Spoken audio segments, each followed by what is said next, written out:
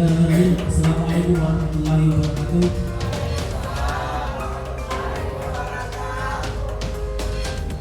Yang terhormat Bapak Kepala SD 121 beserta rekan-rekan guru hebat yang sama berbahagia. Alhamdulillah pada kesempatan kali ini kita masih sempat hadir bersama-sama dalam rangkaian kegiatan tentang mendiseminasi tentang budaya positif yang ada di sekolah kita, khususnya di SD 121.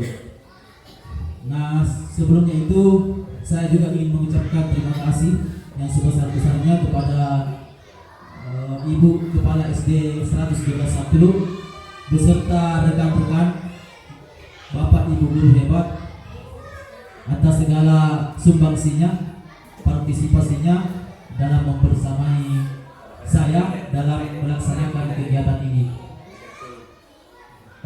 Tanpa dukungan, dan saya sadari bahwa tanpa dukungan serta motivasi dari Bapak dan Ibu sekalian, saya yakin kegiatan ini tidak akan berjalan dengan maksimal. Nah, sebelum kita lanjut pada materi hari ini, saya ingin meminta kesediaan Ibu Kepala Sekolah, dalam hal ini Kepala SD 121, untuk memberikan suatu arahan atau membuka kegiatan kita, membuka diseminasi kita pada kegiatan hari ini.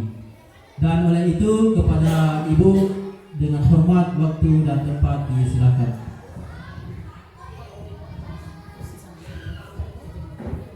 Bismillahirrahmanirrahim. Assalamualaikum warahmatullahi wabarakatuh.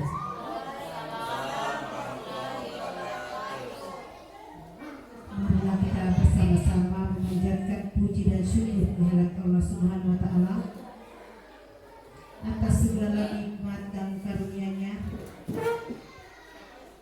dan senantiasa menjaga iman dan Islam ketakwaan kita. Tak lupa selawat dan salam senantiasa kita sampaikan kepada junjungan Nabi besar Muhammad SAW. Saya limpahkan kepada keluarga, para sahabat, dan segenap umatnya sampai akhir zaman. Yang saya hormati Bapak Ibu guru hebat beserta diseminasi. Yang saya hormati Bapak guru calon, guru penggerak Bapak Aprianto SPD.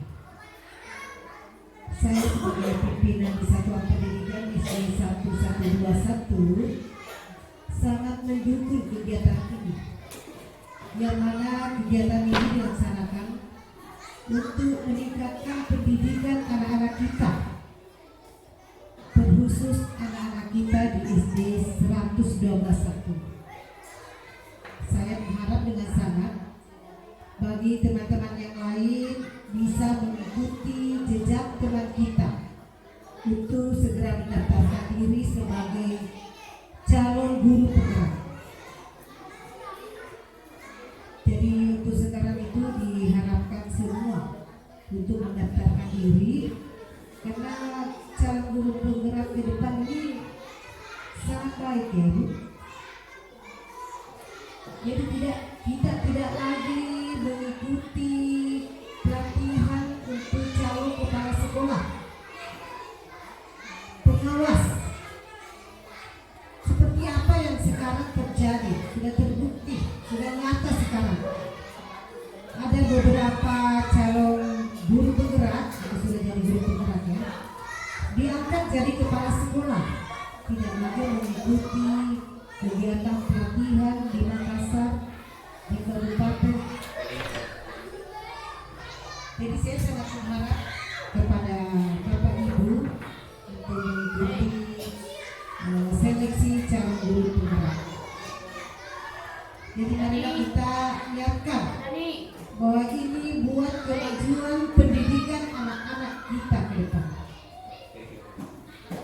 Jadi semoga kegiatan calon guru penggerak dapat berjalan dengan baik dan bisa selesai tepat waktu sebagaimana yang telah ditetapkan oleh pemerintah. Jadi saya kira hanya itu yang bisa saya sampaikan, lebih dan kurangnya Bismillahirrahmanirrahim. Kegiatan diseminasi nilai budaya positif di sekolah saya buka. Wabillahi taufiq wal hidayah. Wassalamualaikum warahmatullahi.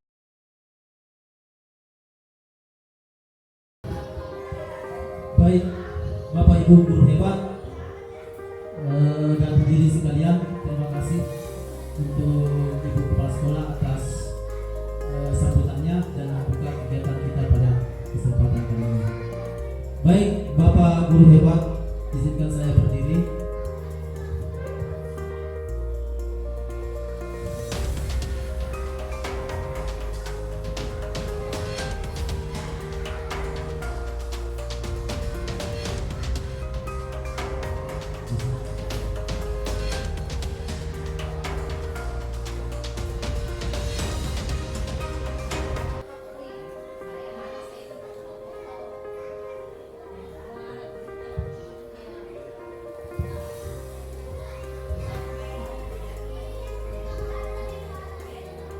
Baik, materi kita pada kali ini adalah diseminasi modul 1.4 tentang budaya positif. Ya, budaya positif. Selanjutnya,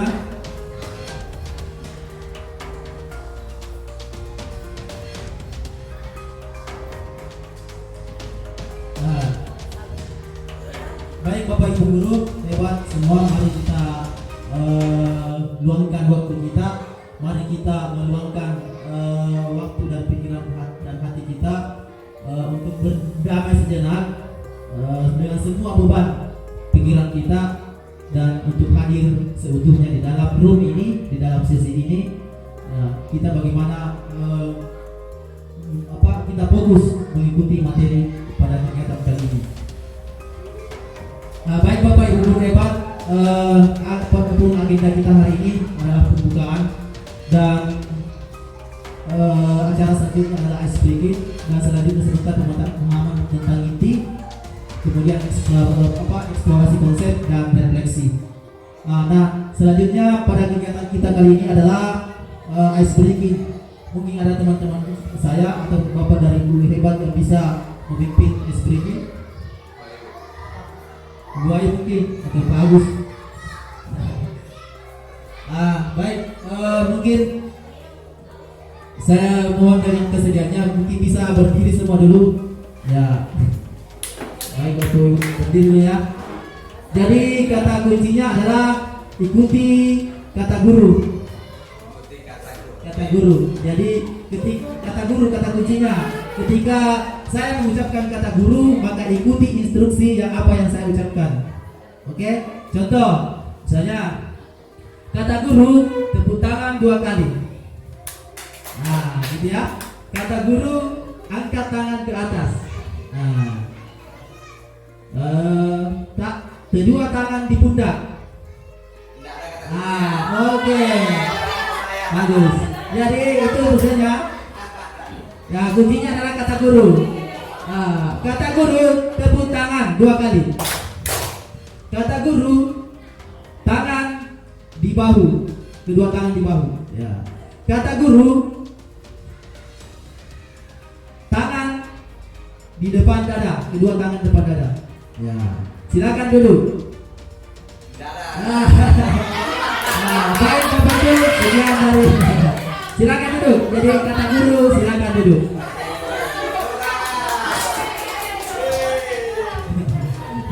Baik Bapak guru hebat semua. Itu adalah sekedar ice breaking ya. Jadi dalam pembelajaran di kelas seharusnya Bapak Ibu juga menerapkan ini. Sebelum kita melakukan pembelajaran, kita seharusnya sebagai seorang guru adalah melaksanakan ice breaking.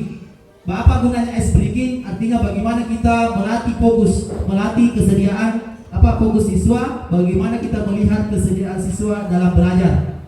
Kemudian ice breaking juga itu berfungsi bagaimana memotivasi siswa untuk lebih semangat dalam belajar. Baik Bapak guru hebat, selanjutnya ini materi kita ya hari ini. Materi kita hari ini adalah tentang budaya positif. Budaya positif ini dari mana kita dapatkan? Yang pertama awalnya itu dari peraturan kelas. Ya, peraturan kelas ini akan berkembang, dikembangkan menjadi namanya keyakinan kelas. Nah, setelah keyakinan kelas ini kita berlakukan, setelah keyakinan kelas ini kita berlaku di dalam sekolah kita, maka lahirlah yang namanya lingkungan positif. Nah, dalam lingkungan positif inilah nantinya akan berkembang secara konsisten, secara kontinu, sehingga akan menjadi melahirkan yang namanya budaya positif. Itu ya. Bapak guru hebat semua. Selanjutnya kita lihat di slide budaya positif di sekolah, yaitu nilai-nilai atau kebiasaan-kebiasaan di sekolah yang berpihak pada peserta didik agar mereka berkembang menjadi pribadi yang kritis, pribadi yang penuh hormat dan bertanggung jawab. Next, ini pertanyaan pemantik. Setujukah atau tidak setuju Bapak Ibu guru semua? Hukuman dapat mendisiplinkan anak. Ibu Ayu mungkin.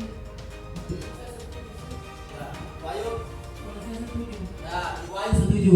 Hukuman dapat mendisiplinkan anak. Ya, jadi semua orang bisa berpendapat ya. Ya. Bagaimana yang lain? Pak Agus mungkin bisa menjelaskan. Setuju tidak? Hukuman dapat mendisiplinkan anak. Alasannya? Baik, terima kasih. Pertanyaan romantiknya, setuju atau tidak setuju hukuman dapat mendisiplinkan anak?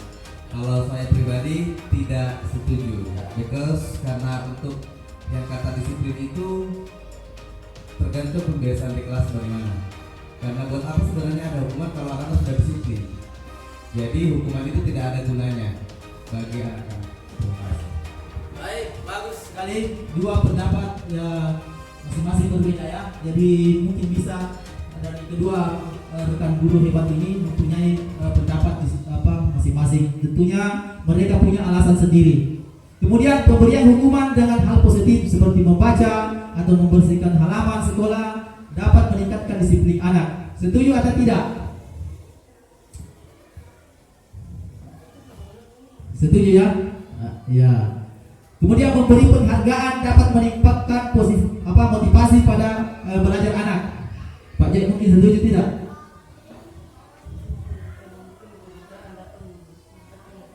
Memberikan penghargaan dapat meningkatkan motivasi belajar anak. Ya, setuju. Ya, setuju ya. Mungkin Pak Agus ada yang lain? Tidak. Setuju. Setuju.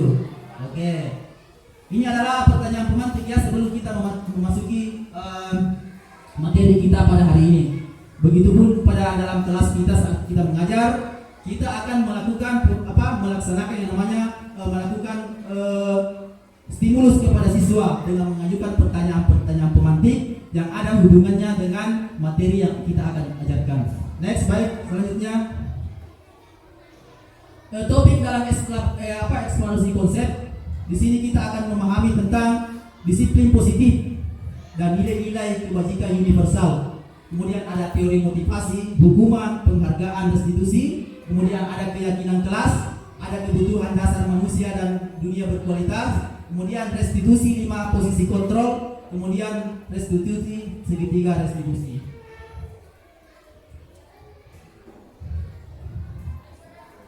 Ya, kita masuk di disiplin positif dan nilai-nilai kebajikan universal.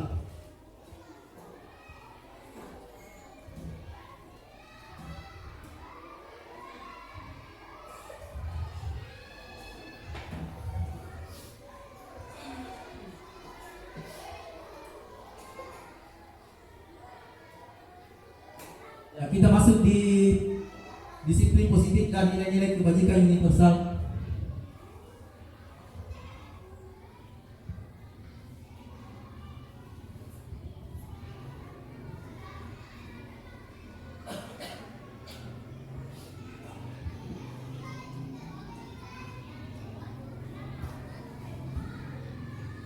Ya, baik Bapak Ibu semua, di sini kita melihat perubahan paradigma. Mari kita bersama-sama melihat skenario ini dan kita akan laksanakan bersama-sama.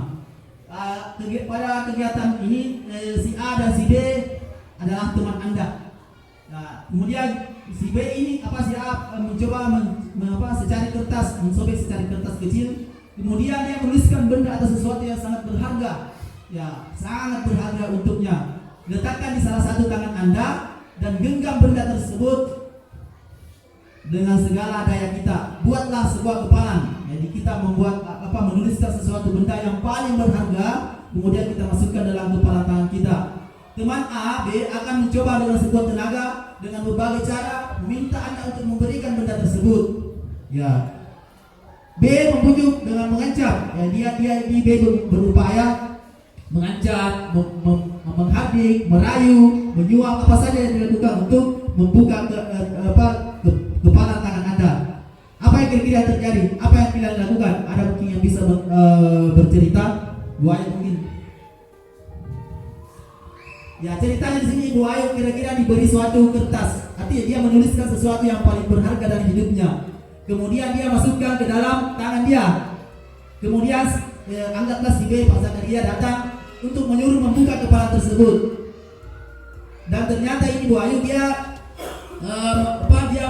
dia mempunyai tekad bahwa dia menuliskan sesuatu yang sangat berharga dalam hidupnya. Kemudian dia genggam, dia sembunyikan di dalam kepala tangannya.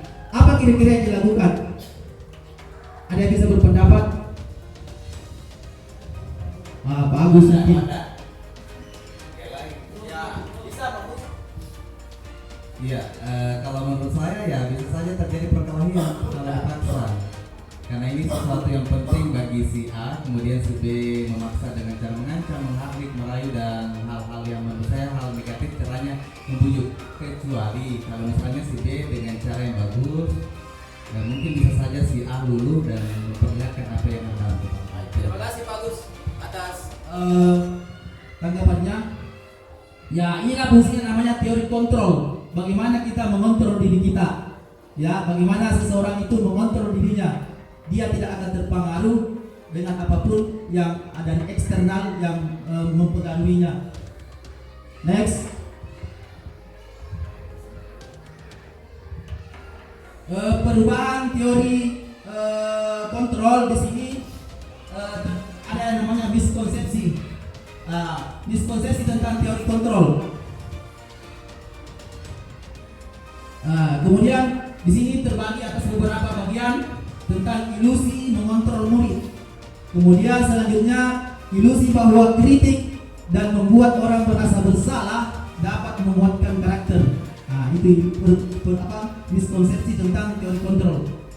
Kemudian selanjutnya adalah ilusi bahwa semua penguatan positif, efektif dan bermanfaat. Kemudian selanjutnya ilusi bahwa orang dewasa memilih hak untuk memaksa. Ya.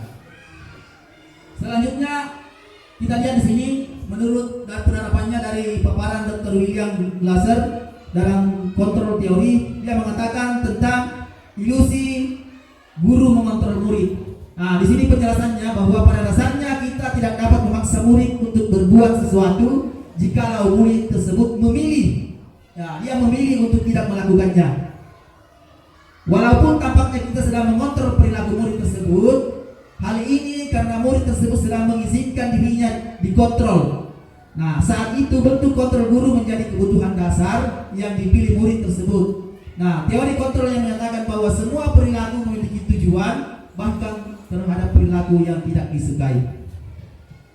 Selanjutnya, ilusi bahwa semua penguatan positif, efektif itu dan bermanfaat. Di sini penguatan positif atau bujukan adalah bentuk-bentuk kontrol. Ya, segala usaha untuk mempengaruhi murid agar mengulangi suatu perilaku tertentu adalah suatu usaha untuk mengontrol murid tersebut. Nah, dalam jangka waktu tertentu, kemudian murid tersebut akan menyadarinya dan mencoba untuk menolak bujukan kita lagi. Nah, atau bisa jadi murid tersebut menjadi tergantung pada pendapat sang guru untuk berusaha. Gitu ya. Selanjutnya adalah ilusi bahwa kritik dan membuat orang merasa bersalah dapat menguatkan karakter. Nah, di teori ini menggunakan kritik dan rasa bersalah untuk mengontrol murid menuju pada identitas gagal sebenarnya. Jadi alasannya di sini adalah ketika kita mengalamatkan murid, membuat murid itu merasa bersalah, membuat murid itu merasa bersalah, itu ada pada akhirnya akan mengarahkan kita, membuat kita pada akhirnya akan membuat identitas gagal pada murid kita dari cara kita mengajar. Mereka belajar untuk merasa buruk tentang diri mereka. Ya, mereka mengembangkan dialog diri yang negatif. Kadang kala sulit bagi guru untuk mengidentifikasi bahwa mereka melakukan perilaku ini. Karena seringkali guru menggunakan suara halus untuk menyampaikan pesan-pesan yang negatif, gitu ya. Kemudian selanjutnya ilusi bahwa orang dewasa memiliki hak untuk memaksa. Di sini banyak orang dewasa yang percaya bahwa mereka memiliki tanggung jawab, untuk membuat murid-murid berbuat hal tertentu. Ya, adapun yang dilakukan dapat diterima selama ada sebuah kemajuan berdasarkan sebuah pengukuran kinerja. Nah, pada saat itu orang dewasa akan menyadari bahwa perilaku memaksa tidak akan efektif untuk jangka waktu panjang. Jadi perilaku yang memaksa itu tidak efektif untuk waktu panjang dan sebuah hubungan permusuhan akan terbentuk. Next. Nah, di sini kita siapa sesungguhnya yang memiliki kontrol? Kita lihat di stimulus respon, kita mencoba mengubah orang agar berpandangan sama dengan kita. Akan tetapi di teori kontrol, kita berusaha memahami pandangan orang lain tentang dunia. Ya, ini perbedaannya. Kemudian di stimulus respon, perilaku buruk dilihat sebagai suatu kesalahan. Sedangkan di teori kontrol, semua perilaku itu memiliki tujuan. Walaupun dia salah, dia mau melaksanakan kegiatan perbuatan yang salah, tapi mereka sebenarnya memiliki tujuan. Ya. Kemudian di stimulus respon, orang lain bisa mengontrol saya. Nah, kemudian akan tetapi bedanya di teori kontrol, hanya Anda yang bisa mengontrol diri Anda. Ini yang. Kemudian saya bisa mengontrol orang lain. Tapi perbedaannya di teori kontrol, Anda tidak bisa mengontrol orang lain. Kemudian pemaksaan ada pada saat bujukan gagal. Nah, ini bahaya ini. Saat orang membujuk kemudian gagal, dia akan memaksa. Ini bahaya ya. Tapi kalau di teori kontrol, dia akan berusaha berkolaborasi dan konsensus menciptakan pilihan-pilihan yang baru, yang positif. Gitu ya. Kemudian model berpikir menang kalah, itu sebenarnya di stimulus respon. Tapi kalau di teori kontrol, model berpikir menang dan menang. Itu ya perbedaannya antara teori kontrol dengan stimulus respon. Nah, baik Bapak Guru hebat, selanjutnya. Ya, apakah makna disiplin itu? Ya, kita pahami bahwa setiap hari kita mendengarkan kata disiplin. Ya, kita lihat bersama. Ya, berasal dari bahasa disiplina yang artinya belajar. Ya, makna asal dari kata ini berkonotasi dengan disiplin diri dari murid-murid Sokrates dan Plato. Gitu ya. Kemudian selanjutnya disiplin diri membuat orang menggali potensinya menuju sebuah tujuan apa yang ia hargai. Itu.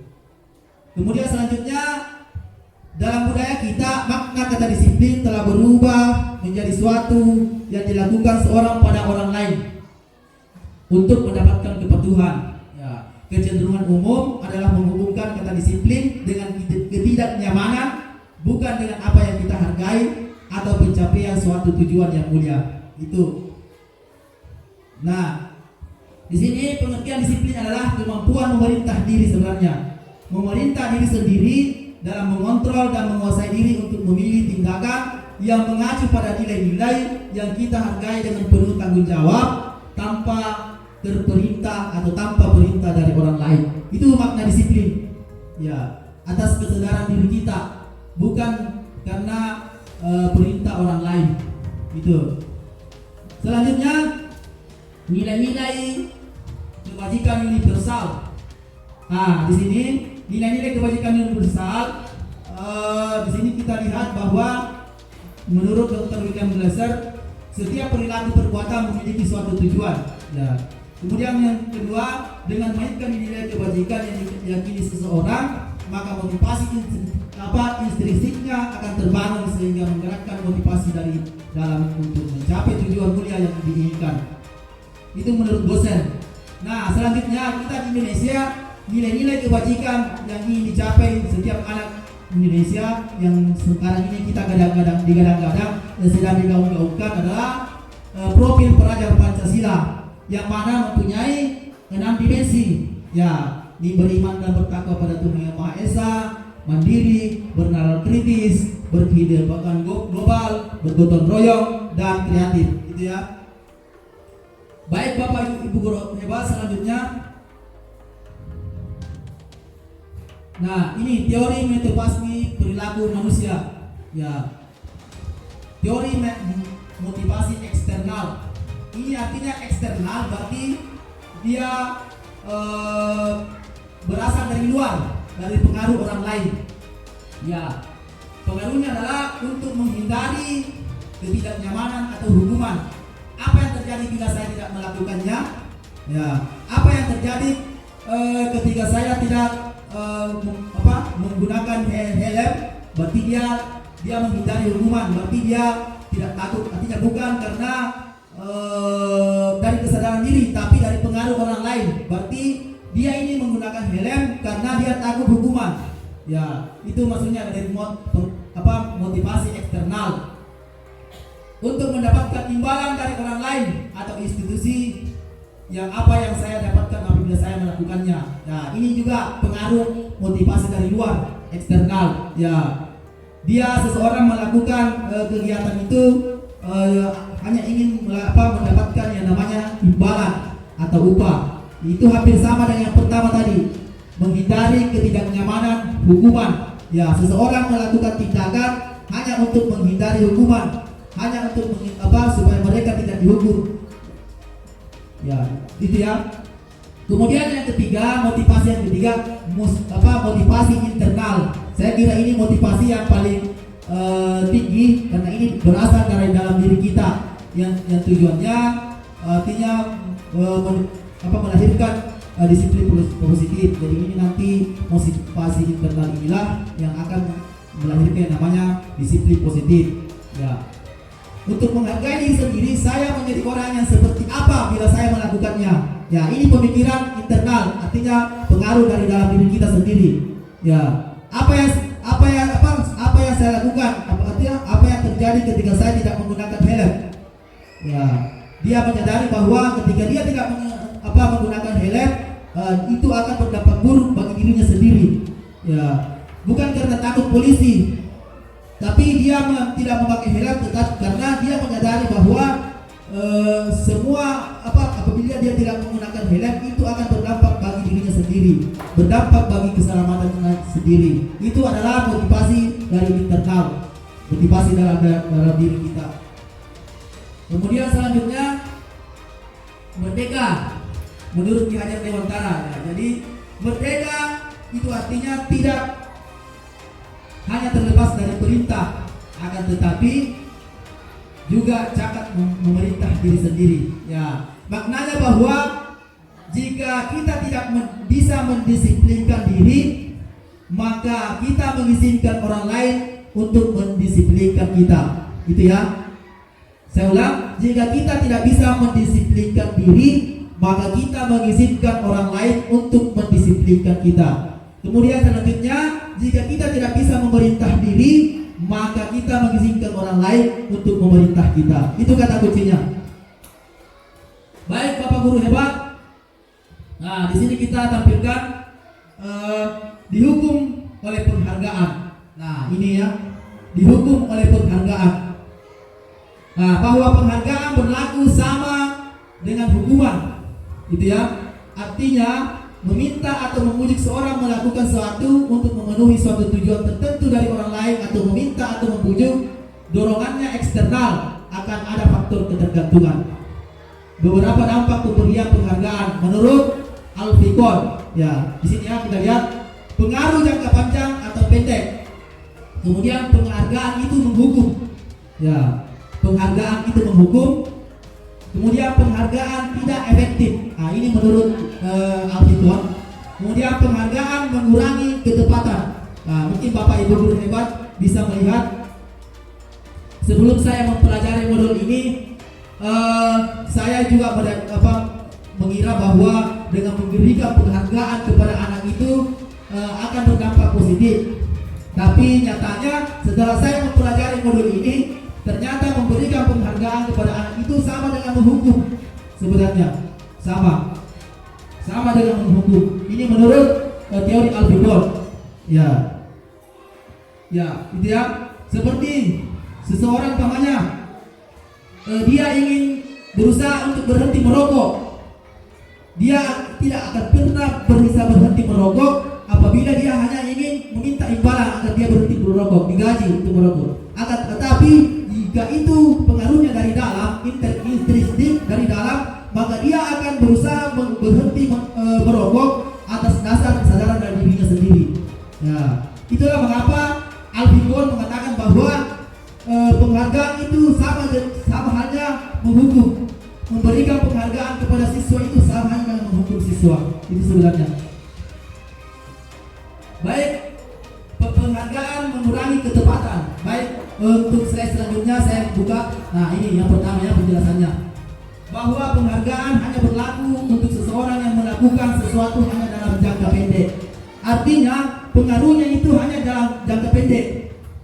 Ya, seseorang yang diberikan penghargaan, diberikan hadiah, itu akan mempunyai efek ketergantungan. Dia akan selalu berusaha untuk dipuji. Dia akan berusaha untuk selalu melakukan hal-hal agar diberikan penghargaan atau hadiah. Itu maksud dari pendapat tadi itu.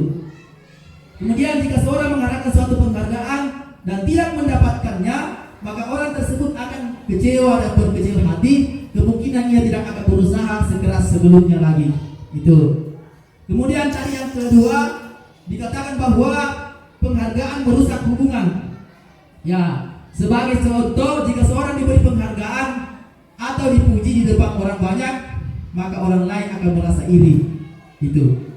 Mungkin saja sebagian dari mereka tidak menyukai orang yang diberikan penghargaan tersebut. Nah, contohnya dalam kelas seorang guru sering memberikan penghargaan kepada murid-muridnya. Besar kemungkinan murid-muridnya termotivasi hanya untuk menyenangkan gurunya saja. Ya, mereka tidak akan bersikap jujur kepada guru tersebut. Nah, penghargaan juga menciptakan persaingan dalam kelas. Ya, sementara persaingan menciptakan kecemasan. Jadi penghargaan juga itu akan merusak hubungan. Contohnya, dalam kelas kita memberikan peringkat kepada siswa. Misalnya peringkat 2 itu akan merasa kenapa bukan saya peringkat 1. Nah, pasti akan muncul kecemburuan sosial dalam. Kenapa? Makanya itu di dalam kurikulum yang pemerintah sekarang canangkan itu tidak lagi ada sistem ranking atau peringkat, karena itu akan menimbulkan kecemburuan dan merusak hubungan antar siswa itu sendiri. Baik Bapak Ibu hebat. Yang keempat, penghargaan akan mengurangi ketepatan. Nah, untuk poin yang ini saya belum menemukan benang merahnya. Hanya dikatakan bahwa banyak yang mendapat penghargaan, ternyata banyak yang jawabannya kurang tepat. Kemudian yang kelima, penghargaan itu menghukum. Nah, dalam sebuah kejuaraan atau dalam pemberian juara di kelas, yang tidak mendapatkan juara akan merasa terhukum. Nah, seperti yang saya katakan tadi, tentunya perasaan dihukum itu akan dirasakan oleh yang tidak mendapatkan juara. Nah, bagaimana seandainya misalnya kita menugaskan siswa kita untuk mengikuti kejuaraan lomba umpamanya, lomba misalnya apakah itu di dalam tingkat kecamatan atau kabupaten. Nah, disinilah tugas seorang guru bisa menjembatani hal ini. Bagaimana seorang guru itu bisa memotivasi siswa untuk berprestasi, namun ia tidak luluh lantas saat dia tidak meraih kejuaraan. Nah, itu ya fungsinya guru untuk memberikan motivasi dan dukungan. Bagaimana menata hati saat mendapatkan kemenangan, begitupun sebaliknya, tidak putus asa saat apa yang diharapkannya tidak akan tercapai. Nah, ini ya, kita dihukum oleh penghargaan. Ya, seperti tadi yang dikatakan adalah penghargaan menurunkan kualitas, penghargaan mematikan kreativitas, penghargaan mengurangi motivasi intrinsik. Nah, di sini kita lihat bentuk program kebajikan apresiasi. Ya, di sini dalam memberikan apresiasi beda tadi dengan penghargaan atau hadiah. Ya, kita berikan apresiasi. Siswa itu tentunya saat memberikan apresiasi kepada siswa tidak di depan umum. Ya, tidak di depan umum. Berikan pengakuan secara khusus. Ya, kita panggil secara khusus di depan kita. Nah, hari ini kamu telah membuat suatu kebaikan, yaitu membuang sampah dalam tempatnya. Nah, itu tidak menampilkan kepada teman-temannya sehingga tidak menimbulkan kecemburuan itu. Kemudian berikan pengakuan secara pribadi. Nah, jangan berikan pengakuan di depan teman-temannya, tapi berikan dia dukungan, berikan dia pujian, penghargaan pada saat kita berdua saja itu.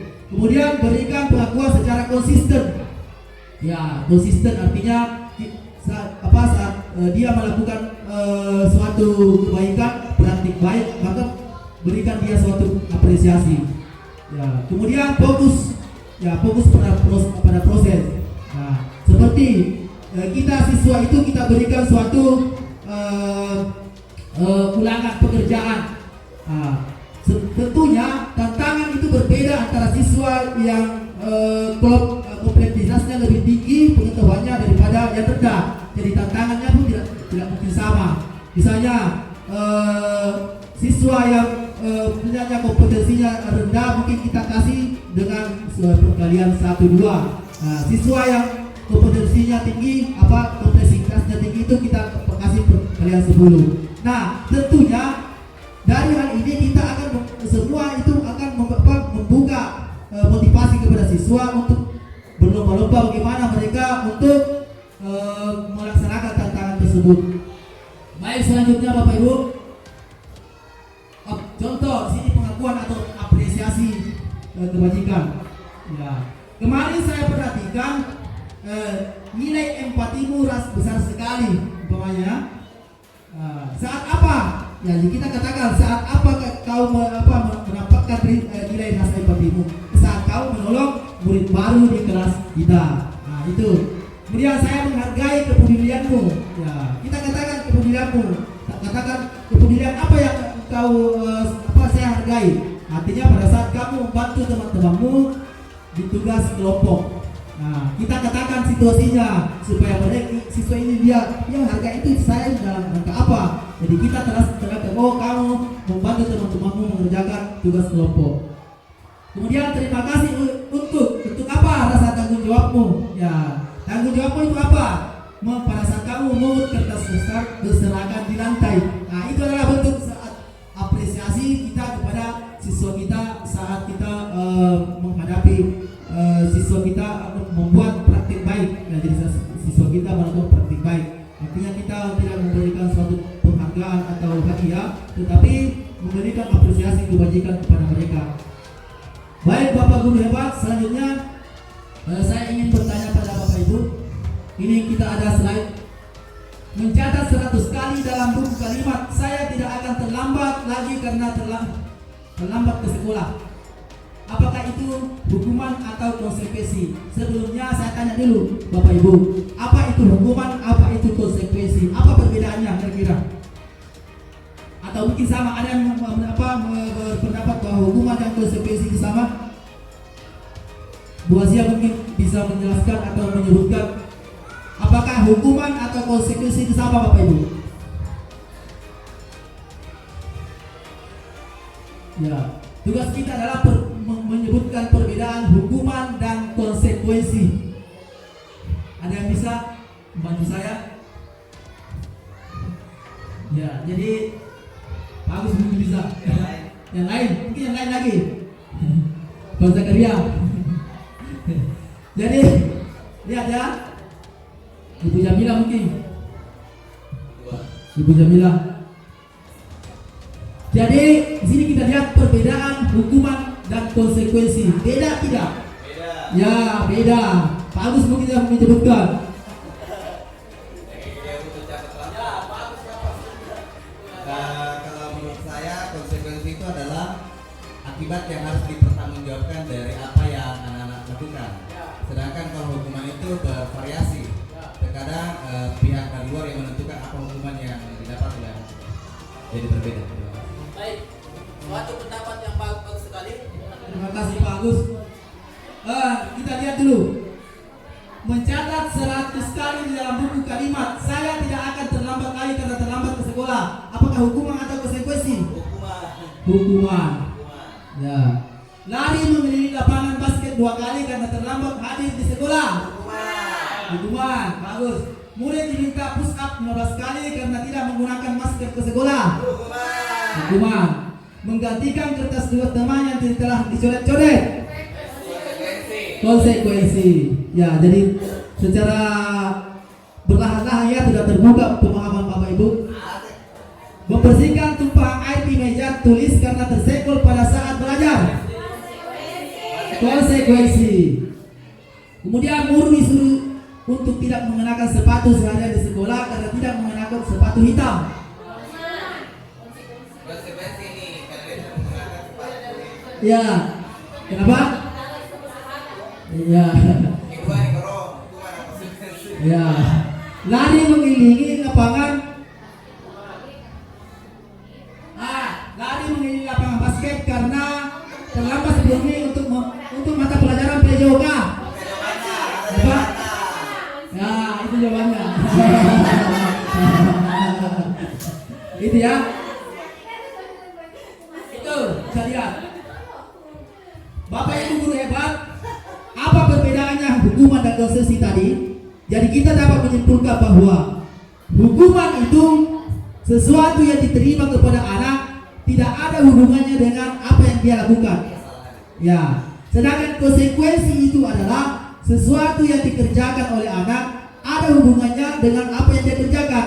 Umpamanya, tanya di sini murid disuruh tidak mengenakan sepatu sehari di sekolah karena tidak mengenakan sepatu hitam. Apa hubungannya? Ya, tidak ada hubungannya ya. Berarti dia adalah hukuman. Nah, Bapak Ibu, ya, yang lari mengelilingi lapangan basket 2 kali dengan mengelilingi lapangan basket 2 kali terlambat hadir di sekolah. Kenapa bisa ada beda hukuman dengan konsekuensi? Coba lihat. Ini Bapak Ibu. Lari mengelilingi lapangan basket 2 kali karena terlambat hadir di sekolah. Lari mengelilingi lapangan basket 2 kali karena terlambat 10 menit untuk pelajaran PJOK. Kenapa beda? Ada hukuman dan konsekuensi. Karena itu memang Ya. Ya. Iya, itu makanya dia beda. Makanya anak yang terlambat semuanya datang ke sekolah bukan misalnya dalam mengikuti pelajaran IPA, jangan disuruh lari ke lapangan karena tidak, itu bukan konsekuensi tapi hukuman. Ya, jadi kita itu guru berusaha untuk menghindari yang namanya hukuman. Ya, hukuman. Tapi yang kita laksanakan adalah konsekuensi. Artinya sesuatu yang dikerjakan siswa itu sesuai dengan apa yang dikerjakannya sebagai akibat. Itu ya. Baik Bapak Ibu guru hebat. Ya, sudah kita tadi jelaskan perbedaan hukuman dan konsekuensi. Ya, hukuman sesuatu yang menyakitkan harus terjadi. Tapi konsekuensi sesuatu yang harus terjadi. Ya, umpamanya saya terlambat mata pelajaran IPA, harus kau misalnya mengikuti pelajaran itu sampai selesai. Misalnya kau sebentar terlambat pulang 5 menit, konsekuensinya karena kau terlambat. Jadi kau harus menyelesaikan tugas yang ketinggalan. Itu adalah konsekuensi. Kemudian membuat anak sakit fisik, itu kalau hukuman, baik dari fisik hati maupun fisiknya, untuk jangka waktunya itu lama. Itu hukuman sebenarnya. Membuat anak merasa tidak nyaman dan jangka waktu pendek saja kalau konsekuensi. Nah, itu perbedaannya. Kemudian hukuman, anak membenci kedisiplinan, sedangkan di konsekuensi anak menghargai yang namanya disiplin. Dia akan belajar disiplin ketika dia melaksanakan apa yang dia kerjakan saat melaksanakan konsekuensi tersebut. Kemudian hukuman itu bersifat paksaan. Kemudian konsekuensi bersifat stimulus atau tanggapan. Baik Bapak Ibu, dalam hukuman mendorong anak menyakiti diri sendiri, sedangkan di konsekuensi mendorong anak agar mudah menyesuaikan diri. Kemudian di hukuman konsep diri yang buruk, sedangkan di konsekuensi konsep diri yang baik. Kemudian anak belajar untuk menyembunyikan kesalahan. Ya, biasa itu Bapak Ibu ya. Kalau anak itu misalnya melakukan kesalahan, saat akan dihukum dia akan menyembunyikannya. Itu. Sedangkan untuk konsekuensi, anak akan belajar untuk mematuhi namanya peraturan.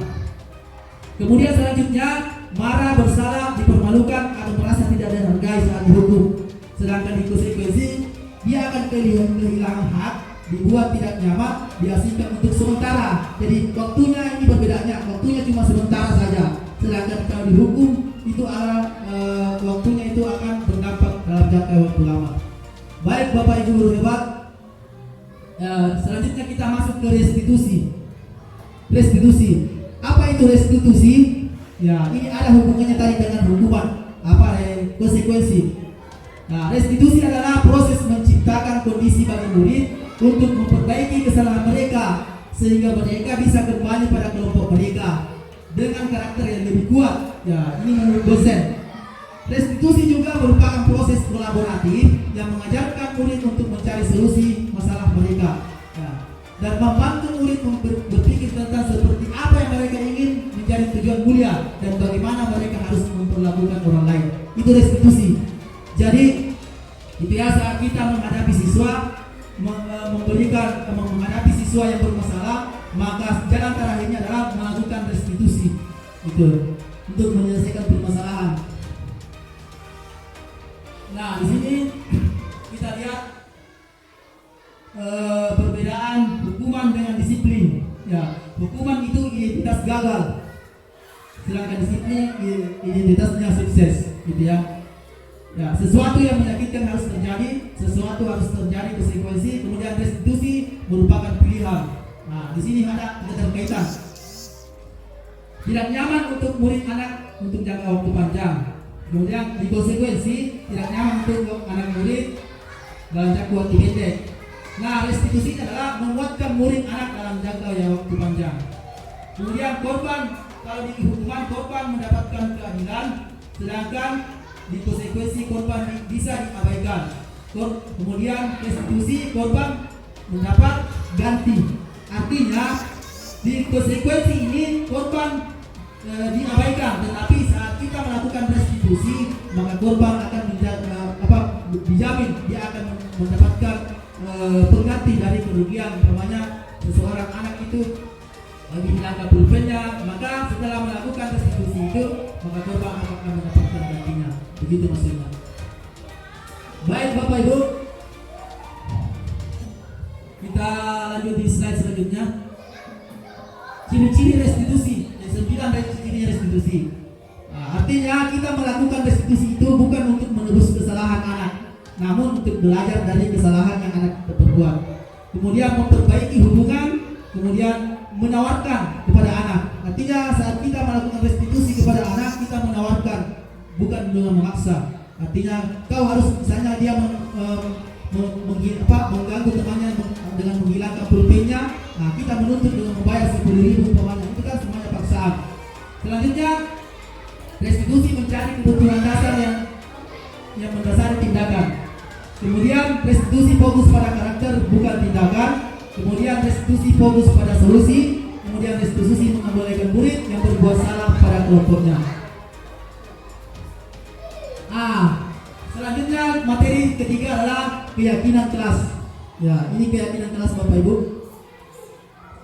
Nah, mengapa kita tidak membuat peraturan kelas saja? Mengapa harus keyakinan kelas? Ya, mengapa kita memiliki peraturan harus menggunakan helm bila mengendarai kendaraan roda 2? Mengapa kita memiliki peraturan 3M, menggunakan masker, mencuci tangan? Kemudian mengapa kita memiliki peraturan harus datang tepat waktu pada saat mengikuti pelatihan atau pelajaran? Untuk mendukung motivasi intrinsik, artinya motivasi dalam diri kita kembali ke nilai-nilai keyakinan, lebih menggerakkan seseorang dibandingkan mengikuti serangkaian peraturan. Itu ya, orang yang mempunyai motivasi intrinsik itu lebih menggerakkan dirinya berbanding untuk mengikuti peraturan-peraturan. Ya, itu ya. Nah, ini tadi dari peraturan kelas akan melahirkan keyakinan kelas, dan dari keyakinan kelas akan tercipta lingkungan positif, dan dari lingkungan positif ini akan melahirkan yang namanya budaya positif. Baik Bapak Ibu, kita lihat bersama yang mana di sini keyakinan kelas, yang mana kesepakatan kelas.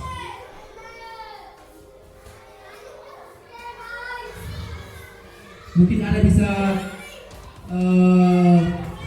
menjelaskan perbedaan dengan keyakinan kelas.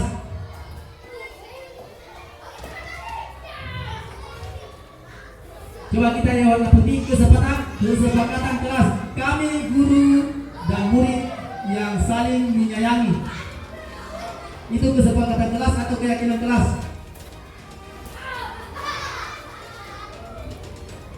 Apa? Datang tepat waktu mengucapkan salam. Apakah keyakinan kelas atau kesepakatan kelas? Iya, kesepakatan kelas. Jadi berdoa sebelum dan sesudah kegiatan. Nah, itu adalah kesepakatan kelas ya. Kami murid yang semangat belajar. Kami murid yang peduli dengan teman-teman. Yang mana di sini? Apakah yang hijau atau yang warna putih ini? Keyakinan kelas. Ya, yang warna putih. Baik Bapak Ibu, Pak Zakaria sudah paham ya. Jadi ciri-cirinya itu kalau keyakinan kelas itu akan bersifat universal, bersifat umum. Kalau kesepakatan kelas bersifat khusus.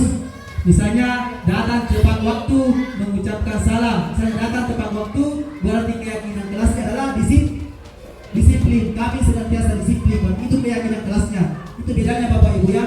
Jadi dari kesepakatan kelas, dari peraturan kelas, kita akan bersama siswa merumuskan yang namanya keyakinan kelas. Ini contoh.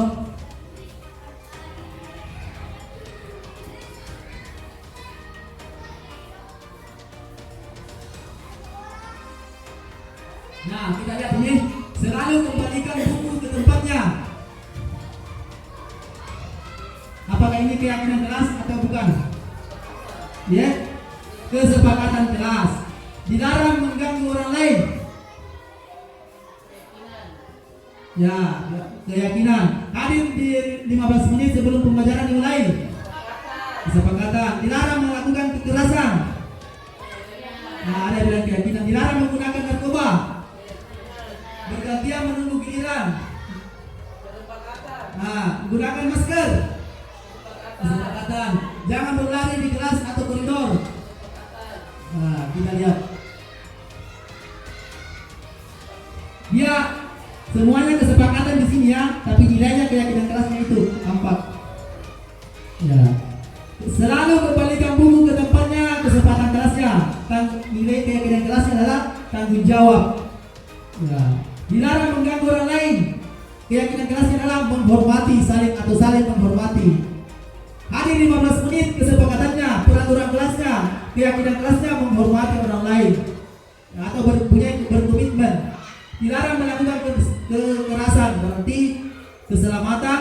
Nah, dilarang menggunakan narkoba, berarti keyakinan kelasnya adalah kesehatan. Gunakan masker. Ya, itu ya. Itu perbedaannya kesepakatan kelas dengan keyakinan kelas. Kalau kesepakatan kelas bersifat khusus, sedangkan keyakinan kelas itu bersifat umum atau universal. Nah, sekarang kita masuk ke materi selanjutnya adalah kebutuhan dasar manusia. Ya, kebutuhan dasar manusia itu ada 5 Bapak Ibu sebenarnya. Yang pertama bertahan hidup, yang kedua kesenangan, kebebasan, kasih sayang, dan penguasaan. Ini 5 kebutuhan dasar manusia sebenarnya. Ini ya. Ya, bertahan hidup, seperti makan, tempat tinggal, kasih sayang, merasa diterima dan dipedulikan, kemudian penguasaan, harga diri, keinginan untuk dianggap memimpin, berprestasi, diakui dan didengar. Kebebasan artinya mandiri, memiliki pilihan, kemudian kesenangan, bermain, berhumor, tertawa, bercanda dan sebagainya. Nah, contoh kasus, Ibu Ani, guru kelas 5 di SD Pelita Hati, sedang bingung menghadapi ulah salah satu murid di kelasnya bernama Agus. Beberapa anak telah datang dan mengeluhkan Agus karena sering meminta bekal makan siang mereka dengan paksa. Jika Anda menghadapi situasi seperti Ibu Ani, apa yang akan Anda lakukan menurut Anda? Kira-kira apa alasan Agus melakukan hal itu? Dia kebutuhan apa? Kan tadi dijelaskan bahwa 5 kebutuhan dasar manusia. Ya. Ya ibu, ya ini Agus, anak yang seringkali meminta bekal makan siang pada temannya. Iya, ada perhatian, apa lagi? Nah itu tadi kita lihat dari kebutuhan asal manusia. Nah, dalam konteks penerapan disiplin positif, Ibu Ani sebaiknya mencari tahu alasan Agus melakukan tindakan tersebut agar mengetahui kebutuhan mana yang sedang mereka berusaha dipenuhi Agus. Apabila jawaban Agus karena ia lapar dan orang tuanya tidak membawakan bekal makan siang, maka kebutuhannya adalah bertahan hidup. Ya, kan lima kebutuhan manusia tadi Bapak Ibu. Apabila jawaban Agus karena ia senang temannya jadi memperhatikan dia, nah kebutuhannya adalah cinta dan kasih sayang, kebutuhan untuk diterima. Kemudian apabila Agus merasa hebat karena temannya dia jadi takut menuruti keinginannya, berarti kebutuhan manusianya adalah kebutuhan penguasaan. Apabila Agus karena dia merasa bosan dengan bekal yang dibawakan ibunya karena selalu membawakan bekal yang sama, kebutuhannya adalah kebebasan. Jadi kebutuhan hidupnya ini Agus adalah ingin bebas. Kemudian apabila Agus adalah karena iseng saja, dia menikmati ekspresi wajah temannya yang kesal karena diambil makanannya, maka kebutuhan dasar manusianya adalah kebutuhan kesenangan saja. Itu apa ini? 5 posisi kontrol guru. Ya, ini sangat penting Bapak Ibu. Lihat 5 posisi kontrol guru itu di sekolah sebenarnya. Ada sebagai penghukum, ada sebagai pembuat merasa bersalah, ada sebagai teman, ada sebagai pemantau, ada sebagai manajer. Gitu ya. Kita coba lihat, perhatikan. Guru berbuat. Jadi penghukum itu bukan cuma berbuat, bisa berkata. Nah, jadi penghukum itu siswa bisa berupa verbal maupun fisik. Coba kita lihat, penghukum menghatik, menunjuk-nunjuk, menyakiti atau menyindir. Itu masuk dari penghukum. Membuat rasa bersalah, berceramah dan mengatakan seharusnya kamu seperti ini. Ibu sangat kecewa kepada kamu. Ibu sangat kecewa atas perbuatan kamu. Berarti itu membuat merasa bersalah. Kemudian teman, posisi guru sebagai teman membuat alasan-alasan untuk muridnya. Kemudian pemantau, menghitung atau mengukur. Mengukur di sini artinya sering menegur siswa. Saya lihat kau seperti misalnya setiap hari kau sering terlambat, sering kali tidak melaksanakan tata tertib, terlambat upacara, tapi tidak melalui restitusi. Berarti itu dia adalah pemantau. Dia sering memantau siswanya. Kemudian mengajukan pertanyaan-pertanyaan. Berarti dia ini posisinya adalah manajer. Kemudian guru berkata, kalau kamu tidak melakukannya, awas ya, kamu akan rasakan sendiri. Berarti itu adalah ucapan guru sebagai penghukum. Kemudian kamu seharusnya sudah tahu, ibu lelah sekali mengatanya, ibu menjadi stres. Berarti itu perkataan guru membuat siswa menjadi merasa bersalah. Kemudian, ayolah lakukan demi ibu. Ya, masa kamu tidak mau? Ingat, tidak ibu itu pernah membantu kamu. Berarti dia itu posisinya guru sebagai teman. Kemudian pemantau. Jadi seorang guru itu ketika siswa melakukan kesalahan, dia akan senantiasa melihat peraturan apa, melihat peraturan yang ada di kelas. Berarti dia posisinya sebagai pemantau. Kemudian posisinya sebagai manajer, apa yang kita yakini, apa yang bisa kau kerjakan untuk memperbaiki masalah ini. Bapak guru hebat. Jadi 5 posisi di sini. Mungkin Bapak Ibu bisa menyadari sendiri Bapak Ibu di posisi mana. Ya. Mungkin Bu Ayu bisa menyebutkan dia posisi mana. Apakah dia penghukum, pembuat rasa bersalah, atau teman, atau pemantau, atau manajer?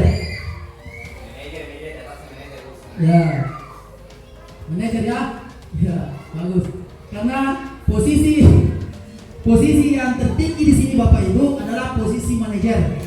Ya, janganlah kita sekali-kali menjadi guru yang menghukum atau membuat siswa merasa bersalah.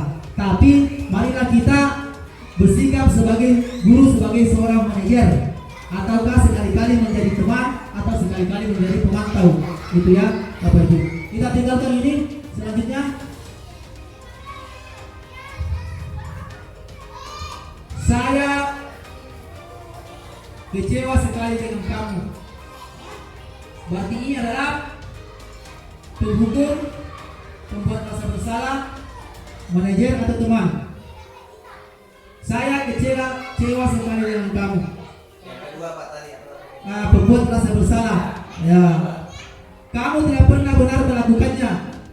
Sama ya. Kamu tidak pernah benar melakukannya. Penghukum atau membuat rasa bersalah.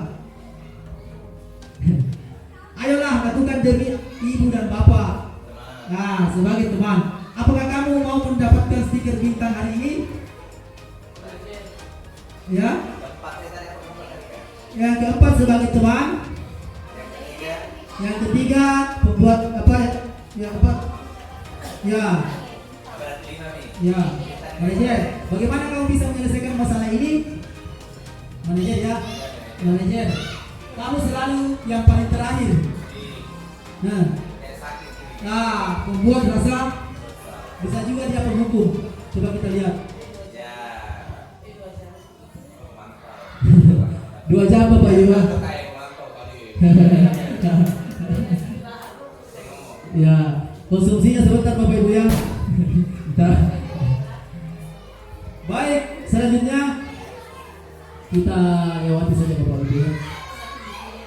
Segitiga restitusi. Nah, ini yang kita lakukan Bapak Ibu.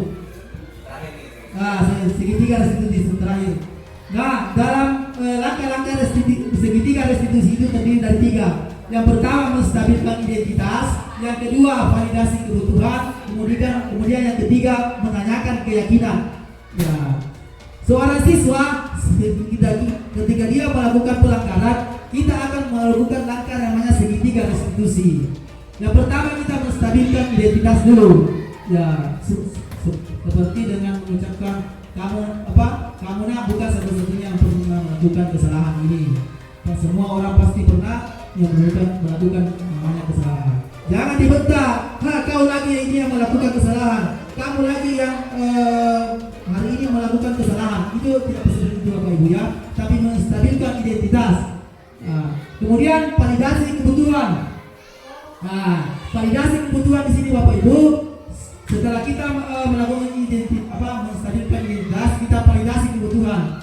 Kita tanya kepada siswa, kira-kira apa alasan kamu melakukan pelanggaran itu? Apa alasan kamu? Kita tanya, kita gali dari siswa, apa kira-kira alasan mereka mengapa melakukan hal itu. Kemudian selanjutnya setelah itu kita menanyakan keyakinan. Nah, kita menanyakan keyakinan kepada siswa. Misalnya, nilai keyakinan apa yang kau telah langgar dengan melaksanakan pelanggaran itu. Ya, tentunya kita harus menanya ke siswa, kau itu melanggar keyakinan kelas yang mana? Apakah tanggung jawab, apakah disiplin, apakah dari nilai kesehatan sehingga melanggar. Jadi kita itu pancing siswa untuk mengungkapkan sendiri nilai-nilai apa yang mereka telah, keyakinan apa yang mereka telah langgar. Nah, di sini menstabilkan identitas. Guru contohnya berbuat berbuat salah itu adalah hal yang manusiawi. Tidak ada manusia sempurna. Bapak Ibu juga pernah berbuat salah dan kamu pasti bisa menyelesaikan permasalahan itu. Selanjutnya validasi kebutuhan.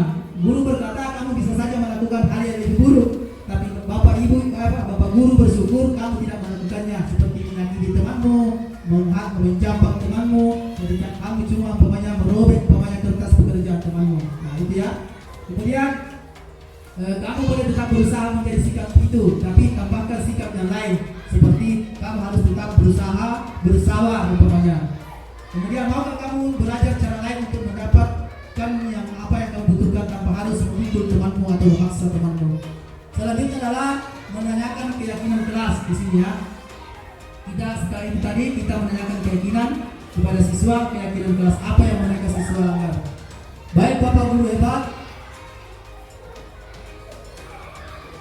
Nah, ini slide terakhir. Nah, di sini kita dapat simpulkan bahwa di dalam teori kontrol atau pilihan Dr. William Glasser itu semua perilaku memiliki tujuan. Ya, semua perilaku memiliki tujuannya ini. Di sini teori motivasi. Teori motivasi itu terbagi atas 3. Itu ada orang yang melakukan untuk menghindari hukuman, itu disebut dengan motivasi ekstrinsik tadi. Ada orang yang melakukan untuk mendapatkan imbalan, juga termasuk dalam motivasi ekstrinsik. Sekarang motivasi yang instinktif adalah untuk menghargai diri sendiri atau nilai-nilai kebajikan universal. Nah, itu ya. Kemudian 5 posisi kontrol guru.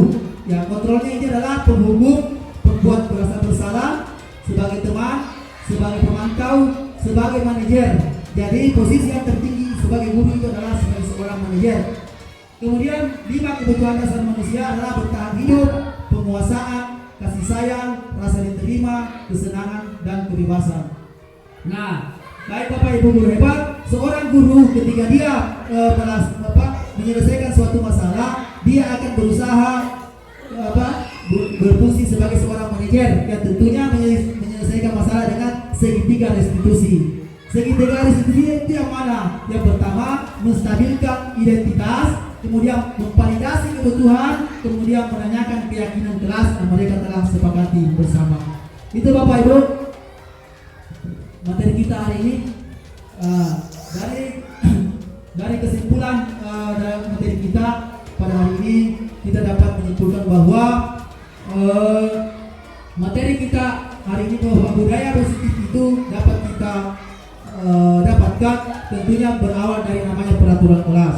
Setelah peraturan kelas akan kita lanjutkan, akan kita ubah menjadi keyakinan kelas. Nah, setelah keyakinan kelas itu akan terbentuk yang namanya lingkungan positif. Nah, setelah perlakuan lingkungan positif akan terbentuk yang namanya budaya positif. Baik Bapak Ibu, sebagai bahan refleksi mengingat kembali bahwa pendidikan menurut Ki Hajar Dewantara itu adalah sifatnya menuntun dan menghamba. Ya, menuntun di sini adalah menuntun segala kodrat murid, menuntun segala kebutuhan murid, menuntun segala kodrat baik itu kodrat alam maupun kodrat zaman murid. Kemudian menghamba di sini bukan berarti kita harus mengikuti semua kemauan murid, bukan berarti kita harus melaksanakan apa yang diinginkan oleh murid, tidak perlu. Tapi tentunya kita juga melakukan batasan-batasan. Menghamba di sini adalah bagaimana kita sebagai seorang pendidik itu memfasilitasi atau menyediakan seluruh kebutuhan apa yang dibutuhkan oleh siswa atau murid kita. Itu adalah menghamba pada siswa. Kemudian bukan tabula rasa.